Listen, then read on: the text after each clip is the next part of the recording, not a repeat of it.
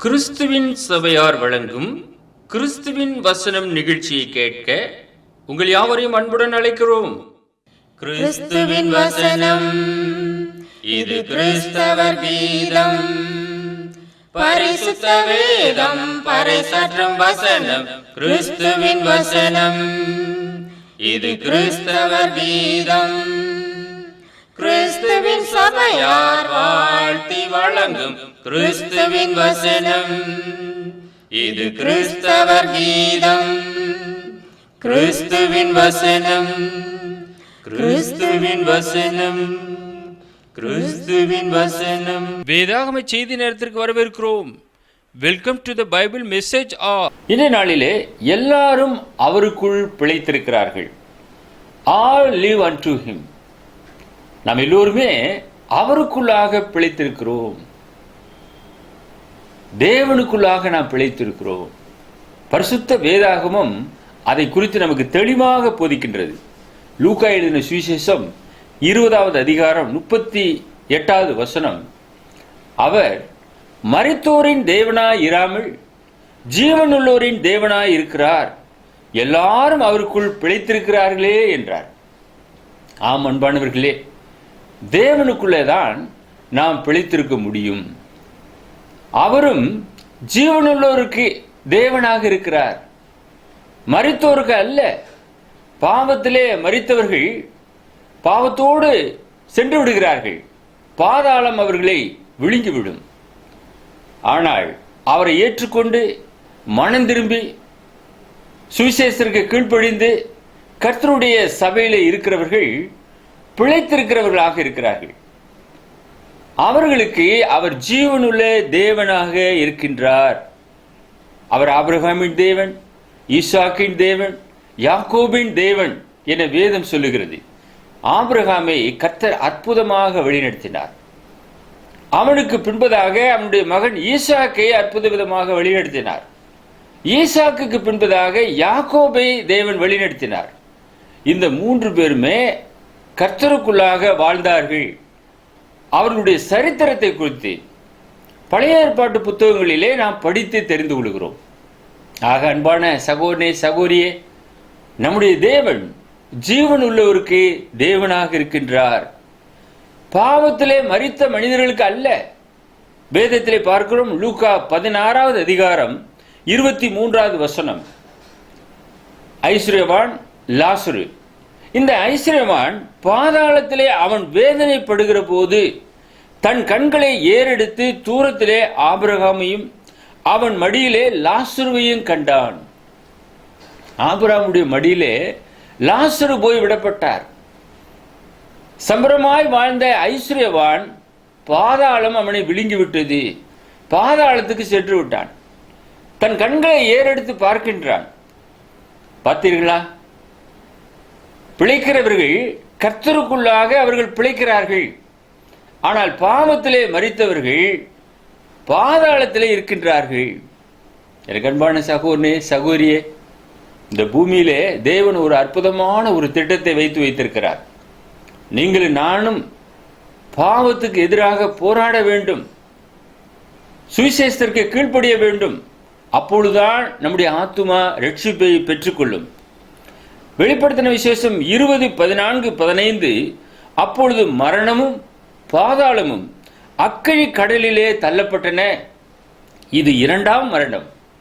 ஜீவ புஸ்தகத்திலே எழுதப்பட்டவனாக காணப்படாதவன் எவனோ அவன் அக்கினி கடலிலே தள்ளப்பட்டான். பார்த்தீர்களா? உங்களுடைய நாமமும் என்னுடைய நாமமும் ஜீவ புஸ்தகத்திலே எழுதப்பட்டு இருக்க வேண்டும். எழுதப்பட வேண்டும் என்றால் நாம் என்ன செய்ய வேண்டும்? சுவிசேஷத்தை விசுவாசித்து அதற்கு கீழ்ப்படிந்து ஞானஸ்நானம் பெற்றுக்கொள்ள வேண்டும். அப்பொழுதுதான் நாம் கர்த்தராலே அவருடைய சபையிலே சேர்க்கப்படுவோம். இப்படி ஜீவ புஸ்தகத்தில் எழுதப்பட்டவர்கள் தேவனோடு கூட வாழ்வார்கள். மற்ற எல்லாரையும் மரணம் விழுங்கிவிடும் என்று நாம் பார்க்கிறோம். அக்கினி கடலிலே இவைகள் எல்லாம் தள்ளப்பட்டன. உலகத்தின் முடிவிலே என்ன நடக்கும் என்பதை வெளிப்படுத்தின விசேஷம் இந்த வசனங்கள் குறிப்பாக தெளிவாக சொல்லுகிறது. இது 2வது மரணம் என்று பார்க்கிறோம். முதலாவது அவர்கள் ஆவிக்குரிய மரணத்தை அடைந்தார்கள். 2வது முழுவதுமாக அவருடைய காரியங்கள் பாதாளத்திலே தள்ளுண்டு போகிறது. இது இரண்டாவது மரணமாக இருக்கிறது. ஆனால் கர்த்தருக்குள்ளாக வாழக்கூடியவர்களுக்கு இரண்டாம் மரணத்தினாலே அவர்கள் சேதப்படுவதில்லை என வேதம் தெளிவாக நமக்கு போதிக்கிறது. எப்படி? பாவத்துக்கு ஏற்கனவே செத்து அவர்கள் நீதிக்கு பிழைக்கிறார்கள் ஞான ஸ்நானத்தினாலே. ஆகையினாலே இரண்டாவது மரணத்திற்கு அங்கே அதிகாரம் இல்லை. அவர்கள் கர்த்தருடையவர்களாக இருக்கிறார்கள். இயேசு கிறிஸ்து மகிமையிலே வரும்போது அவர்கள் உயிர்த்தெழுந்து நித்திய காலமாக இயேசுவோடு கூட, அங்கே நித்தியத்திலே தேவனோடு கூட என்றென்றும் அழியாத ஒரு வாழ்க்கையை அவர்கள் பெற்றுக்கொள்வார்கள். இதுக்கு நீங்கள் ஆயத்தமாக இருக்கின்றீர்களா? வேத வசனம் உங்களை ஆயத்தப்படுத்துகிறது. யாரெல்லாம் தள்ளப்படுவார்கள் இந்த பாதாளத்திலே? பாதாளம் பரிசுத்தவான்களுக்கு அல்ல, தேவனுடைய ஜனங்களுக்கு அல்ல. பிசாசுக்கும் அவனை சார்ந்த தூதர்களுக்கும் அது தேவனால் ஏற்படுத்தப்பட்ட ஒரு இடமாக இருக்கிறது. வெளிப்படுத்தின விசேஷம் 12:9 உலகம் அனைத்தையும் மோசம் போக்கும் பிசாசு என்றும் சாத்தான் என்றும் சொல்லப்பட்ட பழைய பாம்பாகிய பெரிய வலுசற்பம் தள்ளப்பட்டது. அது பூமியிலே விழ தள்ளப்பட்டது. அதனோடு கூட அதை சேர்ந்த தூதரும் தள்ளப்பட்டார்கள். தள்ளுண்டு போன பிசாசு இறுதியாக பாதாளத்திலே பங்கடைவான். அவனுக்காகவும் அவனுடைய தூதர்களுக்காகவும் இவைகள் ஆயத்தம் செய்யப்பட்டிருக்கிறது. ஏதேன் தோட்டத்திலே வந்து புகுந்தவன் இன்று வரை இந்த உலகத்தை மோசம் போக்கிக் கொண்டிருக்கிறான். ஆனால் அவனுக்காக நம்முடைய பிதாவாகிய தேவன் நித்திய அழிவை ஏற்படுத்தி வைத்திருக்கின்றார். எபிரேயர் 2வது அதிகாரம் 14-15 வசனங்கள். ஆதலால் பிள்ளைகள் மாம்சத்தைய இரத்தத்தை உடையவர்களாய் இருக்க அவரும் அவர்களைப் போல மாம்சத்தைய இரத்தத்தை உடையவரானார். நாம் எப்படி இருக்கின்றோமோ அதே போல ஆண்டவராக இயேசு கிறிஸ்து இந்த பூமிக்கு கடந்து வந்தார். எனக்கு அன்பான சகோதரனே, சகோதரியே, தொலைக்காட்சி நேயரே, இயேசு ஏன் அதற்காக அப்படி வந்தார்? நீங்கள் சிந்தித்து பாருங்கள். வேறு ஒரு உருவத்திலே, ஒரு மிருகத்தின் சாயலிலே அவர் வருவார் என்றால் நீங்கள் மிருகத்தோடு கூட உட்கார்ந்து பேசுவீர்களா? நீங்கள் ஒரு நல்ல நண்பனை தேர்ந்தெடுக்கிறீர்கள் இந்த உலகத்திலே. எதற்காக? உங்களுடைய காரியங்களை அவனோடு கூட பகிர்ந்து கொள்ளத்தக்கதாக. மணிக்கணக்காக அவனோடு நேரம் செலவு செய்கிறீர்கள். அதை போல ஒரு நண்பனாக இயேசு கிறிஸ்து நம்மிலே கடந்து வந்தார். பாவிகளை ரட்சிக்கிறவராக, பரிசுத்தராக, நம்ம எல்லாரும் நித்தியத்திலே போய் சேர்க்கிறவராக, மாம்சத்திய இரத்தத்தை உடையவராக வந்தார். மேலும் மரணத்துக்கு அதிகாரியாகிய பிசாசானவனை தம்முடைய மரணத்தினாலே அழிக்கும்படிக்கு ஜீவகாலமெல்லாம் மரண பயத்தினாலே அடிமைத்தனத்துக்குள்ளானவர்கள் யாவரையும் விடுதலை பண்ணும்படிக்கு அப்படியானார். இரண்டாவது, பிசாசை ஜெயிக்க வேண்டும். எப்படி ஜெயிப்பது? அவன் மரணத்துக்கு அதிகாரி. ஆகினாலே தம்முடைய மரணத்தினாலே அதை ஜெயித்தார். சிலுவையிலே வெற்றி சிறந்தார். முல்லை முள்ளால் எடுக்க வேண்டும் என்று சொல்வார்கள். அதை போல மரணத்துக்கு அதிகாரியாகிய பிசாசானவனை தம்முடைய சிலுவை மரணத்தினாலே ஜெயித்தார், வெற்றி சிறந்தார் என்று பார்க்கிறோம். அவரோடு கூட நீங்களும் நானும் பாவத்தை மேற்கொள்ளும் போது ஒரு வெற்றி உள்ள ஒரு கிறிஸ்தவர்களாக நாம் வாழ முடியும். இரண்டாவது, லூக்கா 20:38 நாம் பார்க்கிறோம், எல்லாரும் அவருக்குள் பிழைத்திருக்கிறார்கள். அவருக்குள் பிழைக்க வேண்டியது ஒரு அருமையான ஒரு ஆசீர்வாதமான ஒரு வாழ்க்கை என்றே நாம் சொல்லலாம். இந்த வாழ்க்கையை நீங்கள் ருசித்து பார்க்க வேண்டும். யோவான் 11வது அதிகாரம் 26வது வசனத்திலே அங்கே மார்த்தாள் இடத்திலே பேசிக் கொண்டிருந்தார் நம்முடைய ஆண்டவராய் இயேசு கிறிஸ்து. என்னவென்று, உயிரோடு இருந்து என்னை விசுவாசிக்கிறவன் எவனும் என்றென்றைக்கும் மறியாமல் இருப்பான். இதை நீ விசுவாசிக்கிறாயா என்று கேட்டார். இந்த பூமியிலே விசுவாசிக்க வேண்டும். மரித்த பின்பு யாரும் கர்த்தரை துதிக்க முடியாது. மரணத்திலே இறங்குகிறவர்கள் மௌனம் அடைவார்கள். இந்த உலகத்தில் இருந்து இந்த ஜீவனுள்ள தேசத்திலே ஜீவனுள்ளவர்களாக நாம் நடந்து கொண்டு தேவனை நாம் மகிமைப்படுத்த வேண்டும். இக்காலகட்டத்திலே நாம் ஆண்டவராய் இயேசு கிறிஸ்துவை விசுவாசிக்க வேண்டும். அதைத்தான் வேதம் சொல்லுகிறது.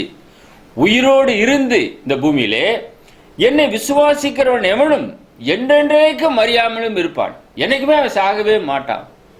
இது எத்தனை பெரிய ஆசீர்வாதமான காரியம்.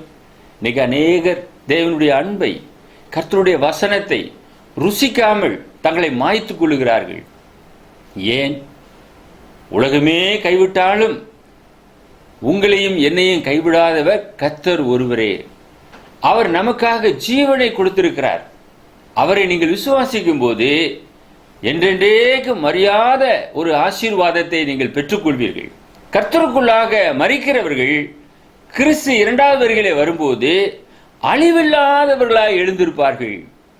உயிரோடு இருந்து விசுவாசிக்கிறவர்கள் தான் இந்த ஆசீர்வாதத்திற்கு தகுதி உள்ளவர்களாக இருப்பார்கள். மாத்தாளை பார்த்து, இதை நீ விசுவாசிக்கிறாயா என்று கேட்டார். எனக்கு அன்பான சகோதரனே, சகோதரியே, நீங்கள் இயேசுவை விசுவாசம் உள்ளவர்களாக ஏற்றுக்கொள்ள ஆயத்தமாக இருக்கின்றீர்களா? நீங்கள் விசுவாசிப்பீர்கள் என்றால் நீங்கள் ஒருபோது மரணத்தை காண்பதில்லை. லூக்கா 16:22 நாம் மீண்டுமாக லாசரு சம்பவத்தை நாம் தியானம் செய்யலாம். அந்த லாசரு மரித்து தேவ தூதராலே ஆபிரகாமுடைய மடியிலே கொண்டு போய் விடப்பட்டான். ஐஸ்வர்யவானும் அந்தபடியாக மரித்தான். ஆனால் அவனோ பாதாளத்தில் போய் வேதனைப்பட்டான். தரித்திரனை இந்த இடத்துல நீங்கள் நினைத்து பாருங்கள். அவன் பொய் சொல்லாத ஒரு மனிதனாக வாழ்ந்திருக்கின்றான். கர்த்தரையே தன் தஞ்சமாக கொண்டவனாக வாழ்ந்தவனாக இருந்தான். எவனுடைய பொருளையும் அவன் இச்சித்து எடுத்துக்கொள்ளவில்லை. அவனுக்கு வீடு வாசல் இருந்ததாக ஒன்றுமே சொல்லப்படவில்லை. வழியிலே கிடைக்கக்கூடிய பொருட்களை திங்கிற ஒரு மனுஷனாக இருந்தான். அந்த ஐஸ்வர்யவானுடைய வாசல் அருகே ஏதாவது மிச்சம் மீதாரி கிடைத்தால் அதை சாப்பிட்டு கொண்டு தன்னுடைய ஜீவனத்தை போக்கக்கூடிய ஒரு மனுஷனாக இருந்தான். அதுவும் அவனுக்கு சரியாக கிடைக்கவில்லை. அப்படிப்பட்ட சூழ்நிலையிலே அவன் மரிக்கின்றான். இன்றைக்கு மக்கள் என்ன நினைக்கிறார்கள்?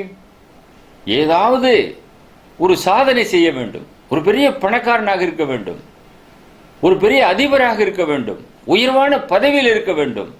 இப்படித்தான் எண்ணங்கள் போய்கொண்டே இருக்கிறது. ஏன் அவர்கள் தான் காப்பாற்றப்படுவார்களா? தரித்திரர்கள் காப்பாற்றப்பட மாட்டார்களா? இந்த லாசருவை நினைத்து பாருங்கள். அவனுக்கு ஒன்றுமே கிடையாது இந்த உலகத்தில். ஆனால் அவனும் ஆபிரகாமுக்கு பிள்ளை.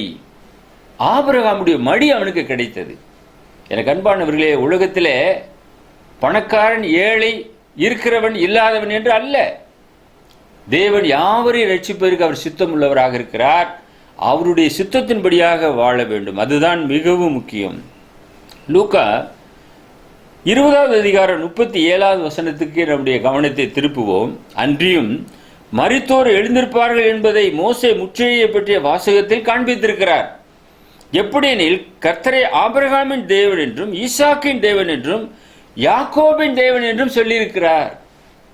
அவர்கள் எல்லாமே கர்த்தருக்குள்ளாக பிழைத்தார்கள். பிரியமானவர்களே, நீங்களும் நானும் அதே போல ஆபிரகாமுடைய விசுவாசத்தை பெற்றுக்கொண்டவர்களாக, ஈசாக்கு எப்படி நம்பிக்கையோடு விதைவிதித்து 100 மடங்கு ஆசீர்வாதத்தை பெற்றுக்கொண்டானே அதை போல, யாக்கோபின் சந்ததி இஸ்ரவேல் எப்படி ஆசீர்வாதத்தை பெற்றுக்கொண்டார்களோ அதை போல நாமும் விசுவாசம் உள்ளவர்களாக, கர்த்தரிலே நம்பிக்கை கொண்டவர்களாக நாம் வாழும்போது நிலையான ஆசீர்வாதத்தை நாம் அவருடைய சமூகத்திலே பெற்றுக்கொள்வோம். ஆபிரகாம் காணாததை விசுவாசித்தான். ஆகையினாலே தேவ சமூகத்திலே அவன் இடம் பிடித்தான். ஆதியாகமம் 12:4 கர்த்தர் ஆபிரகாமுக்கு சொன்னபடியே அவன் புறப்பட்டு போனான். லோத்தும் அவனோட கூட போனான். ஆபிரகாம் ஆரானை விட்டு புறப்படும் போது 75 வயது உள்ளவனாக இருந்தான். 75 வயதுல நான் போய் என்னத்தை செய்ய போகிறேன், என்னை தேவன் அழைக்கிறாரே என்று அவன் கவலை கொள்ளவில்லை. அழைத்த தேவனுக்கு உண்மை உள்ளவனாக தன்னுடைய தேசம், இனம், வீடு எல்லாவற்றையும் விட்டுவிட்டு காணாத தேசத்திற்கு அவன் கடந்து செல்கிறான். அத்தனை ஆசீர்வாதத்திற்கு அவன் தகுதி உள்ளவனாக மாறுகின்றான். எப்படி? கர்த்தர் சொன்னபடியே புறப்பட்டு போனான். இன்றைக்கு நீங்கள் நானும் வேதம் வாசிக்கிறோம். அதில் கர்த்தர் என்ன சொல்லுகிறார், நாம் எப்படி இந்த உலகத்திலே ஜீவனம் பண்ண வேண்டும் என்று சொல்லுகிறார், இதை நாம் என்றாவது உற்று கவனித்தது உண்டா? எனக்கு அன்பான சகோதரனே, சகோதரியே, வேத வாக்கியங்களை ஆராய்ந்து பாருங்கள். அவைகளால் உங்களுக்கு நித்திய ஜீவன் உண்டென்று எண்ணுகிறீர்களே, என்னை குறித்து சாட்சி கொடுக்கிறவைகளும் அவைகளே என்று நம்முடைய ஆண்டவராய் இயேசு கிறிஸ்து மிக தெளிவாக போதித்திருக்கிறார். அந்த வசனத்திற்கு முழுவதுமாக உங்களை ஒப்பு கொடுத்து அவைகளை நீங்கள் ஆராய்ந்து கற்றுக்கொள்ளுங்கள். ஆபிரகாம், ஈசாக்கு, யாக்கோபுடைய விசுவாசத்தை, நம்பிக்கையை பெற்றுக்கொள்ளுங்கள்.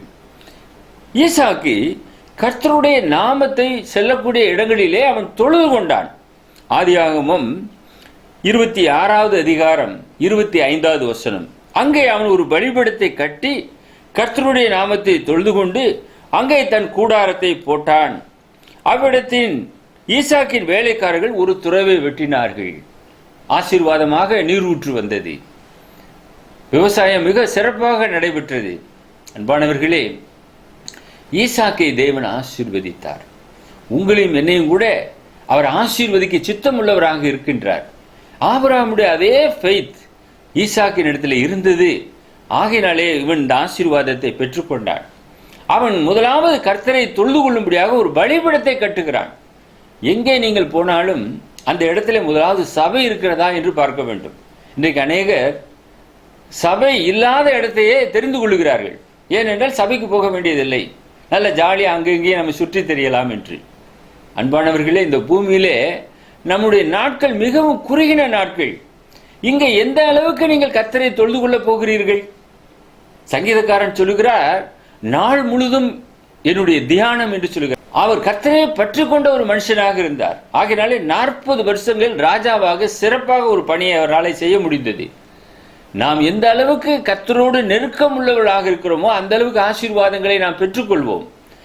ஆகையினாலே நாம் செல்லக்கூடிய இடங்களிலே சபை மிகவும் முக்கியம். ஞாயிற்றுக்கிழமை ஆராதனை, பைபிள் ஸ்டடி ப்ரோக்ராம், இவைகளிலே நாம் கலந்து கொண்டு தேவனை படுத்த வேண்டும், ஆவிக்குரிய வளர்ச்சி அடைய வேண்டும். இதற்கான ஒரு சூழலை நீங்கள் தான் ஏற்படுத்தி கொள்ள வேண்டும். அந்தபடியாக ஈசாக்கு செய்தார். இவர்கள் அனைவருமே அவருக்காக வாழ்ந்தார்கள் என்று நம்ம பார்க்கிறோம். யாக்கோபு ஒரு நல்ல குணசாலியாக இருந்தான். அதான் பாருங்க, ஏசாவை வெறுத்தேன், யாக்கோபை சிநேகித்தேன் ஆண்டவர் சொல்லுகிறார். ஆதியாகமம் 25:27. இந்த பிள்ளைகள் பெரியவனான போது ஏசா வேட்டையில் வல்லவனும் வனசஞ்சரியுமாக இருந்தான். யாக்கோபு குணசாலியும் கூடாரவாசியுமாக இருந்தான். யாக்கோபை கர்த்தர் தெரிந்து கொண்டதற்கு பல காரணங்கள் இருக்கிறது. அதில் ஒரு காரணம், அவன் ஒரு குணசாலி, இஸ்ரவேல் என்று அழைக்கப்பட்டான். வேதம் முழுவதுமாக அதிகமாக அவனை குறித்து தான், அவனுடைய சந்ததியை குறித்து தான் நாம் படிக்கிறோம். அந்த சந்ததியிலே ஆண்டவராக இயேசு கிறிஸ்து வந்தார். 12 கோத்திர பிதாக்களை அவன் பெற்றெடுக்கிறான். எனக்கு அன்பான சகோதரனே, சகோதரியே, நம்முடைய வாழ்க்கை எப்படி இருக்கிறது என்பதை நீங்கள் இங்கே சிந்தித்து பார்க்க வேண்டும். நாம் கர்த்தரோடு கூட வாழ்ந்து கொண்டிருக்கிறோமா? அவரோடு கூட பிழைத்தவர்களாக இருக்கிறோமா? அப்படி இருக்கும்போதுதான் நிலையான ஒரு ஆசீர்வாதத்துக்கு நேராக நாம் வழிநடத்தப்படுவோம்.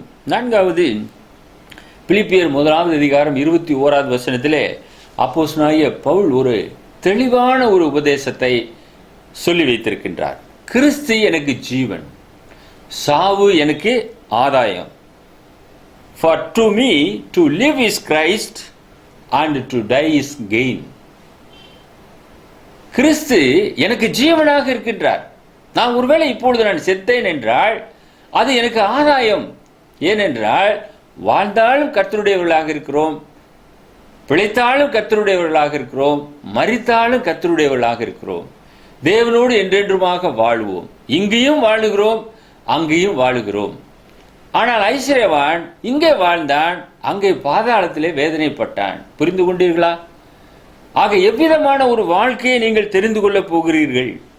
இவ்விதமான ஒரு வாழ்க்கையை நீங்கள் தெரிந்து கொள்ள வேண்டும். அதைத்தான் வேதம் சொல்லுகிறது. கேள்வி, நாம் பிழைத்தாலும் மரித்தாலும் எவருடையவர்களாக இருக்கின்றோம்? ரோமர் 14வது அதிகாரம் 7-8 வசனங்கள். நம்மில் ஒருவனும் தனக்கென்று பிழைக்கிறதும் இல்லை, ஒருவனும் தனக்கென்று மரிக்கிறதும் இல்லை. நாம் பிழைத்தாலும் கர்த்தருக்கென்று பிழைக்கிறோம், நாம் மரித்தாலும் கர்த்தருக்கென்று மரிக்கிறோம். ஆகையால் பிழைத்தாலும் மரித்தாலும் நாம் கர்த்தருடையவர்களாக இருக்கிறோம். Whether we live or die, we are the Lord's. புரிந்து கொண்டீர்களா? அப்படியாக நீங்கள் வாழ கற்றுக்கொள்ளுங்கள். ஏதோ வாழுகிறோம், ஏதோ வாழ்க்கை ஓடுகிறது. கிறிஸ்தவத்திலே என்ன அப்படி இருக்கிறது ஒரு சிறப்பு என்று நீங்கள் சோர்ந்து போவீர்கள் என்றால் உங்களுடைய பலன் மிக மிக குறுகினது. ஏனென்றால் வேதாகமம் நம்மை ஆவிக்குரிய வகையிலே உற்சாகப்படுத்துகிறது, உறுதிப்படுத்துகிறது. இந்த வார்த்தைகளை உங்களுடைய இருதயத்தில் வைத்துக்கொண்டு தியானம் செய்யுங்கள். நாம் யாரும் தனக்கென்று நம்ம பிழைக்கிறதே இல்லை, தனக்கென்று நாம் மரிக்கிறதும் இல்லை. ஏனென்றால் நமக்காக இயேசு கிறிஸ்து மரித்திருக்கிறார். அவருக்காக நாம் வாழ வேண்டும். இந்த பூமியிலே நம்மை ஒருவர் மீட்டிருக்கிறார் என்றால் அவருக்காக, அவருடைய நாமம் தரித்தவர்களாக இந்த உலகத்திலே வாழ வேண்டியது எத்தனை ஒரு ஆசீர்வாதமான காரியம். ஒரு நண்பன் உங்களுடைய உயிரை காப்பாற்றியிருக்கிறான் என்று வைத்துக் கொள்ளுங்கள். அந்த நண்பனை நீங்கள் உயிருள்ள நாளெல்லாம் நினைப்பீர்கள் அல்லவா? எல்லா இடங்களிலுமே சென்று பறைசாற்றுவீர்கள் அல்லவா? நான் இன்னைக்கு உயிரோடு இருக்கிறேன் என்றால் என்னுடைய நண்பன் தான் காரணம். சாகர தருவாயிலே எனக்கு அவன் பிளட் கொடுத்து நான் பிழைக்கும்படியாக உதவி செய்தான். என்னுடைய சரீரத்தில் ஓடிக்கொண்டிருக்கிறதெல்லாம் அவனுடைய ரத்தம். அவனை நான் ஒருபோதும் மறக்க மாட்டேன். ஒருவேளை எனக்கு அவன் பிளட் கொடுக்காம இருந்திருப்பான் என்றால் நான் என்றோ மரித்து போயிருப்பேன் என்று நீங்கள் சொல்வீர்கள் அல்லவா? ஆண்டவராய் இயேசு கிறிஸ்து உங்களுக்காக பரிசுத்த ரத்தம் கொண்டு உங்களுடைய சரீரத்தில் ஓடிக்கொண்டிருக்கிற அந்த பாவ ரத்தத்தை மாற்றி பரிசுத்தப்படுத்தி பரிசுத்தவான்களாக, நீதிமான்களாக மாற்றி வைத்திருக்கிறார். அவரை குறித்து நீங்கள் பல இடங்களிலே பறைசாற்ற வேண்டும் அல்லவா? அவருக்காக நீங்கள் வாழ வேண்டும் அல்லவா? உங்களை பாவத்திலிருந்து மீட்டெடுத்திருக்கிறார், உங்களுக்காக ஜீவனை கொடுத்திருக்கிறார். ஆகையினால்தான் இந்த வசனத்திலே நாம் பார்க்கிறோம், நாம் பிழைத்தாலும் கர்த்தருக்கென்று பிழைக்கிறோம், நாம் மரித்தாலும் கர்த்தருக்கென்று மரிக்கிறோம். ஒருவேளை நமக்கு மரண வறுமை என்றால் அதை நாம் சந்தோஷமாக வரவேற்க வேண்டும். ஏனென்றால் நாம் அவருக்காக மரிக்கவும் ஆயத்தமாக இருக்க வேண்டும். நமக்காக இயேசு கிறிஸ்து சிலுவையிலே மரித்தார் அல்லவா? அவருக்காக நாமும் ஆயத்தமாக இருக்க வேண்டும் அல்லவா? ஐயோ மரண பயம் வருகிறது என்று நாம் மறுதலிப்போம் என்றால் அந்த ஆண்டவராக இயேசு கிறிஸ்து நம்மையும் மறுதலிப்பார். ஆகையினாலே பிரியமானவர்களே, அவரை நீங்கள் பற்றிக்கொள்ளுங்கள், அவருக்குள்ளாக நீங்கள் வளருங்கள். அவருக்குள்ளாக அநேக ஆசீர்வாதங்களை பிதாவாகிய தேவன் வைத்து வைத்திருக்கிறார்.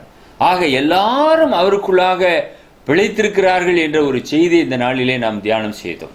ஆம் அன்பான சகோதரனே, சகோதரியே, அவருக்குள்ளாக இருக்கிறதான இந்த அற்புதமான ஒரு வாழ்க்கை, ஆசீர்வாதமான வாழ்க்கை, அவருக்குள்ளாகத்தான் நாம் எல்லா காரியங்களுமே நாம் செய்கிறோம். அவர் இன்றி இந்த உலகத்தில் ஒன்றுமே நடைபெறாது. இன்றைக்கு அநேகர் சொல்லுகிறார்கள், எல்லாம் எங்களுடைய திறமையினாலே வந்தது, எங்களுடைய ஞானத்தினாலே வந்தது, இவைகளெல்லாம் நாங்கள் கற்றுக்கொண்டோம் என்று சொல்லுகிறார்கள்.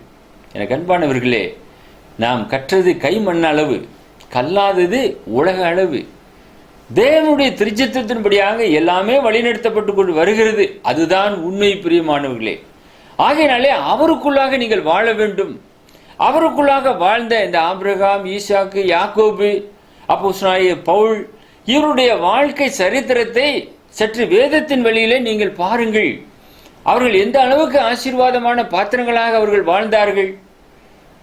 அவர்களை தேவன் சிறப்பாக இந்த பூமியிலே ஆசீர்வதித்துக் கொண்டு வந்திருக்கிறதை நாம் வேதத்திலே நாம் காண்கின்றோம். பவுல் எல்லாம் சவுலாக இருந்த காலத்திலே மிகவும் பக்தி வைராக்கியம் உள்ள ஒரு நபராக இருந்திருக்கிறார். அப்படிப்பட்ட அவரையே கிறிஸ்து சந்திக்கிறார் என்று பார்க்கிறோம். தாமதமின்றி கிறிஸ்துவனுடைய சுவிசேஷத்தை ஏற்றுக்கொண்டு அங்கே ஞானஸ்நானம் பெற்று கர்த்தருடைய சபையிலே இணைக்கப்பட்டு அவருடைய ராஜ்யத்தின் சுவிசேஷத்தை தொடர்ந்து ஆசியா முழுமைக்குமாக அறிவித்துக் கொண்டு வந்தார் என்று பார்க்கிறோம். அதனாலதான் அவர் சொல்லுகிறார், கிறிஸ்து எனக்கு ஜீவன், சாவு எனக்கு ஆதாயம். எப்போ வந்தால் வரட்டும், நான் இப்பொழுது ஜீவன் உள்ளவனாக இருக்கின்றேன், ஜீவன் உள்ள கர்த்தரை நான் ஏற்றுக்கொண்டவனாக வாழ்ந்து கொண்டிருக்கிறேன். ஒருவேளை சாவு எனக்கு வந்தால் அது என்னுடைய வாழ்க்கையிலே ஆதாயம்தான். ஏதோ ஒரு வாழ்க்கையை வாழுகிறோம் என்று நீங்கள் மெத்தனமாக இருந்து விடாதீர்கள். தேவன் ஒரு அற்புதமான திட்டத்தை வைத்து வைத்திருக்கிறார். அதற்குள்ளாக பிரவேசிங்கள். உங்களுக்காக நாங்கள் ஜெபம் செய்கிறோம். எங்களை நேசித்து வழி நடத்துகிற எங்கள் பரலோகத்தின் பிதாவே, நாங்கள் உம்மை துதிக்கிறோம், ஸ்தோத்திரிக்கிறோம். இந்த அற்புதமான ஒரு வாழ்க்கையை நீர் உமக்குள்ளாக நீர் வைத்திருக்கிற தயவிற்காக ஸ்தோத்திரம் தகப்பனே. நாங்கள் உமக்குள்ளாக பிழைத்து உமக்குள்ளாக நாங்கள் வாழுகிறவர்களாக நாங்கள் இருக்கத்தக்கதாக ஒவ்வொரு நாளும் உடைய சத்திய வசனத்தினாலே எங்களை கரம் பிடித்து வழிநடத்த வேண்டுமா? எங்களுடைய ஆவி, ஆத்மா, சரீரம் முழுமையாக உடைய சமூகத்திலே அர்ப்பணம் செய்கிறோம். தொலைக்காட்சி மூலமாக இந்த நிகழ்ச்சியை பார்த்து கொண்டிருக்கிற அருமையான நேயர்களுக்காக, அன்பின் சகோதர சகோதரிகளுக்காக நாங்கள் பாரத்தோடு நாங்கள் ஜெபிக்கிறோம். கர்த்தருடைய வசனம் அவர்களை பலப்படுத்தி வழிநடத்தியல்ல வேண்டுமாய் எங்கள் அன்பின் ஆண்டவர் இயேசுவின் மூலமே இந்த ஜெபத்தை தாழ்மையோடு ஏறெடுக்கிறோம் எங்கள் பரலோகத்தின் பிதாவே, ஆமென். அன்பானவர்களே, கிறிஸ்துவின் வசனம் என்ற மாத இதழ் எங்களிடம் இருக்கிறது. இவைகள் தேவைப்பட்டால் எங்களோடு கூட தொடர்பு கொள்ளுங்கள். 9443558041 என்ற மொபைல் எண்ணுக்கு உங்களுடைய முகவரிகளை SMS மூலமாக அனுப்பி கொடுப்பீர்கள் என்றால் இந்த மாத இதழை ஒவ்வொரு மாதமும் நாங்கள் உங்களுடைய இல்லத்திற்கு அனுப்பி கொடுப்போம். தேவனிடத்திற்கு செல்லும் வழியை மனிதன் கண்டுபிடிக்க முடியுமா? Can man find the way to God என்ற ஒரு புத்தகமானது இருக்கிறது. இந்த புத்தகம் தேவைப்பட்டால் எங்களோடு கூட தொடர்பு கொள்ளுங்கள். இந்த புத்தகத்தை நம்முடைய அன்பின் சகோதரி பெட்டி அவர்கள் எழுதியிருக்கிறார்கள். இந்த புத்தகம் உங்களுடைய இல்லங்களிலே இருக்க வேண்டிய ஒரு புத்தகம். இந்த புத்தகம் தேவைப்பட்டாலும் எங்களோடு கூட தொடர்பு கொள்ளுங்கள். இந்த புத்தகத்தை நாங்கள் உங்களுக்கு அனுப்பி கொடுக்க ஆவலாக இருக்கின்றோம். அது மாத்திரமல்ல, DVD உங்களுக்கு தேவைப்பட்டால், CD வானொலியிலே வந்த தேவ செய்திகள், தொலைக்காட்சியிலே வந்த தேவ செய்திகள் அடங்கிய CD DVDக்கள் இருக்கிறது. இவைகள் வேண்டுமென்றால் ரூபாய் 100 செலுத்தி நீங்கள் இவைகளை பெற்றுக்கொள்ளலாம். அது மாத்திரமல்ல, கிறிஸ்துவின் வசனம் என்ற 4 அருமையான வால்யூம் புத்தகங்கள் எங்களிடத்தில் இருக்கிறது. இந்த புத்தகங்கள் உங்களுக்கு வேண்டுமென்றால் எங்களோடு கூட தொடர்பு கொள்ளுங்கள். ஒவ்வொரு புத்தகத்திலும் 52 டாபிக் பிரசங்கங்கள் இருக்கிறது, தேவ செய்திகள். அவைகளை எல்லாம் நீங்கள் வாசித்து ஆவிக்குரிய வளர்ச்சியை நீங்கள் பெற்றுக்கொள்ளலாம். தேவ செய்திகள் அடங்கிய இந்த புத்தகம் உங்கள் வீட்டில் இருக்க வேண்டிய ஒரு புத்தகம். மிகவும் அழகாக நேர்த்தியாக அச்சிடப்பட்ட புத்தகம். இந்த புத்தகத்தை பெற்றுக்கொள்ள இன்றே எங்களோடு கூட தொடர்பு கொள்ளுங்கள். 9443558041 என்ற மொபைல் எண்ணுக்கு உங்களுடைய முகவரிகளை SMS மூலமாக அனுப்பி தாருங்கள், அல்லது கடிதத்தின் மூலமாக எங்களுக்கு எழுதி தெரியப்படுத்துங்கள். The word of Christ, post box number 5, Batlagundu 624202, south India என்ற முகவரிக்கு நீங்கள் எழுதி அனுப்புவீர்கள் என்றால் நாங்கள் உடனே உங்களுடைய முகவரிக்கு இந்த புத்தகங்கள், மாத இதழ், இன்னும் ஆவிக்குரிய புத்தகங்கள் எல்லாவற்றையும் நாங்கள் அனுப்பி கொடுப்போம். கர்த்தர் உங்களையும் உங்கள் குடும்பத்தையும் ஆசீர்வதிக்கத்தக்கதாக உங்களுக்காக நாங்கள் பாரத்தோடு ஜெபம் செய்கிறோம். கர்த்தருடைய ஆசீர்வாதம் உங்களோடு கூட இருப்பதாக. ஆமென். இந்நிகழ்ச்சியினை ஒவ்வொரு வாரமும் இதே நேரத்தில் பார்த்து சத்தியத்தை அறிந்து கொள்ளுங்கள். எங்கள் முகவரி தி வேர்ட் ஆஃப் கிரைஸ்ட், தபால்பட்டி எண் 5, வத்தலக்குண்டு 624202, திண்டுக்கல் மாவட்டம், தமிழ்நாடு, இந்தியா. அவர் phone number 04543263278, mobile number 9443558041, email address arjunanglory@gmail.com. Arjun Glory தம்பதியரை சந்தித்து ஆவிக்குரிய ஆலோசனை பெற விரும்புகிறவர்கள் ஒவ்வொரு மாதமும் 2வது ஞாயிற்றுக்கிழமை காலை 9 மணி முதல் மாலை 8 மணி வரை நேரடியாக சந்தித்து ஆவிக்குரிய ஆசீர்வாதங்களை பெற்றுக்கொள்ளலாம். அனுமதி முற்றிலும் இலவசம். மீண்டும் அடுத்த நிகழ்ச்சியில் உங்களை சந்திக்கும் வரை கிறிஸ்துவின் வசனம் உங்களுக்குள்ளே பரிபூர்ணமாக வாசமாயிருப்பதாக.